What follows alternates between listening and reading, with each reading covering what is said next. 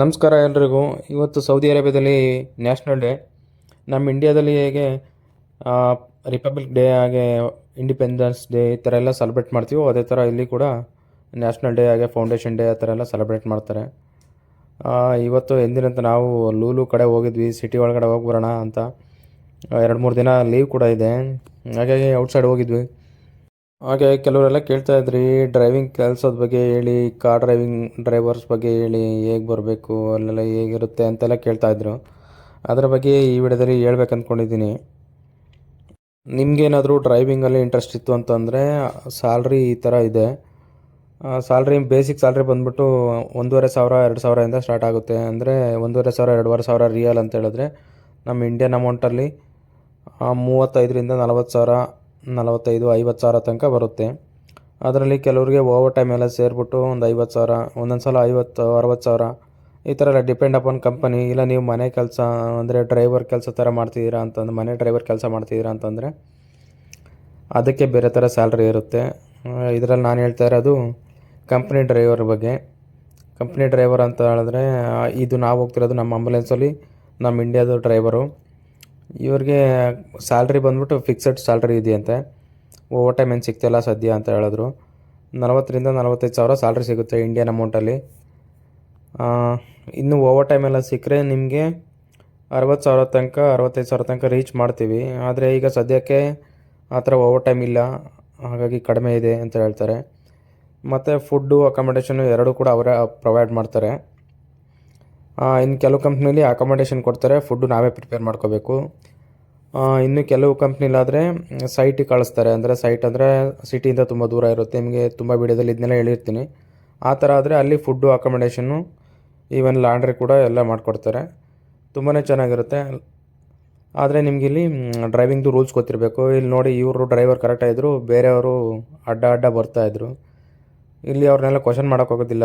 ಯಾಕಂತ ಹೇಳಿದ್ರೆ ಸೌದೀಸ್ ಅವರೆಲ್ಲ ತುಂಬ ಜಗಳ ಮಾಡ್ತಾರೆ. ಹಾಗಾಗಿ ಇವರೇ ಸಹಿಸ್ಕೊಂಡು ಹೋಗ್ತಾಯಿದ್ರು. ಇನ್ನು ಡ್ಯೂಟಿ ಅವರ್ಸ್ ಎಲ್ಲ ಹೇಳ್ಬೇಕಂದ್ರೆ ಮಿನಿಮಮ್ 10 ಅವರ್ಸ್ ಡ್ಯೂಟಿ ಇರುತ್ತೆ. ಕೆಲವು ಕಡೆ ಇನ್ನೂ ಕಡಿಮೆನೂ ಇರ್ಬೋದು, ಕೆಲವು ಕಡೆ ಜಾಸ್ತಿನೂ ಇರುತ್ತೆ. ಯಾಕೆ ಅಂತ ಹೇಳಿದ್ರೆ ಒಂದೊಂದು ಕಂಪ್ನಿಲಿ ಒಂದೊಂದು ಥರ ಇರುತ್ತೆ, ಎಲ್ರಿಗೂ ಇಷ್ಟೇ ಇರುತ್ತೆ ಅಂತ ಹೇಳೋಕ್ಕಲ್ಲ. ಇನ್ನು ಕೆಲವರೆಲ್ಲ ಟ್ಯಾಕ್ಸಿ ಓಡಿಸ್ತಾರೆ, ಸ್ವಂತ ವೀಸಾದಲ್ಲಿ ಬಂದುಬಿಟ್ಟು ಅವ್ರದ್ದು ಕೂಡ ಇದ್ದಾರೆ. ಅವರು ಹೇಗೆ ಅಂತ ಹೇಳಿದ್ರೆ ಸ್ವಂತ ಖರ್ಚಲ್ಲಿ ಬರಬೇಕು, ಸ್ವಂತ ಖರ್ಚಲ್ಲಿ ವೆಹಿಕಲ್ ತೊಗೋಬೇಕು.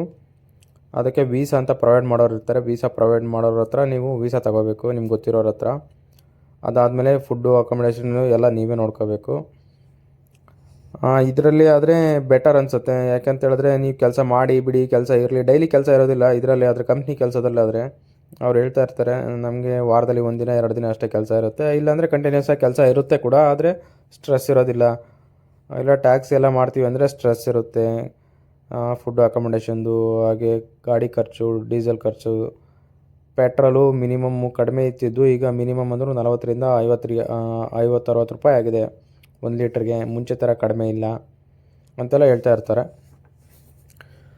ಇದೆಲ್ಲ ನಾನು ಕೇಳ್ಕೊಂಡಿರೋ ಮಾಹಿತಿ ಡ್ರೈವರ್ಸ್ ಬಗ್ಗೆ. ಇನ್ನು ಟ್ರಕ್ ಡ್ರೈವರ್ಸು, ಹಾಗೆ ಬೇರೆ ಬೇರೆ ಹಿಟಾಚಿ, ಹಾಗೆ ಡ್ರಮ್ ಟ್ರಕ್ಕು, ಈ ಥರ JCB ಈ ಥರ ಅದ್ರ ಬಗ್ಗೆ ಬೇರೆ ವಿಡಿಯೋದಲ್ಲಿ ಹೇಳ್ತೀನಿ. ಈ ವಿಡಿಯೋದಲ್ಲಿ ಇಷ್ಟು ಹೇಳ್ಬೇಕು ಅಂದ್ಕೊಂಡೆ. ಇವತ್ತು ನ್ಯಾಷನಲ್ ಡೇ ಆಗಿರೋದ್ರಿಂದ ಸಿಟಿನ ಚೆನ್ನಾಗಿ ಸುತ್ಕೊಂಡ್ಬಂದ್ವಿ. ಬರೋ ಅಷ್ಟರೊಳಗೆ 11 ಗಂಟೆ.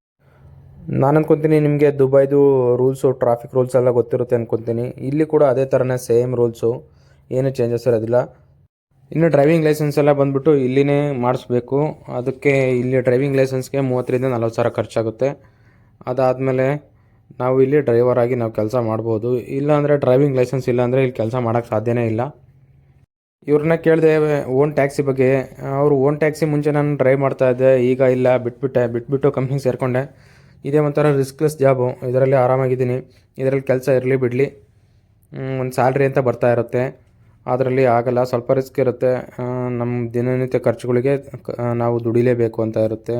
ಸ್ವಲ್ಪ ರಿಸ್ಕಿನೇ ಪ್ರೈವೇಟ್ ಟ್ಯಾಕ್ಸಿ ಅಂತೆಲ್ಲ ಹೇಳ್ತಾಯಿದ್ರು. ಓಕೆ, ಮುಂದಿನ ವಿಡಿಯೋದಲ್ಲಿ ಬೇರೆ ಮಾಹಿತಿ ಜೊತೆ ಸಿಗೋಣ. Thank you, bye.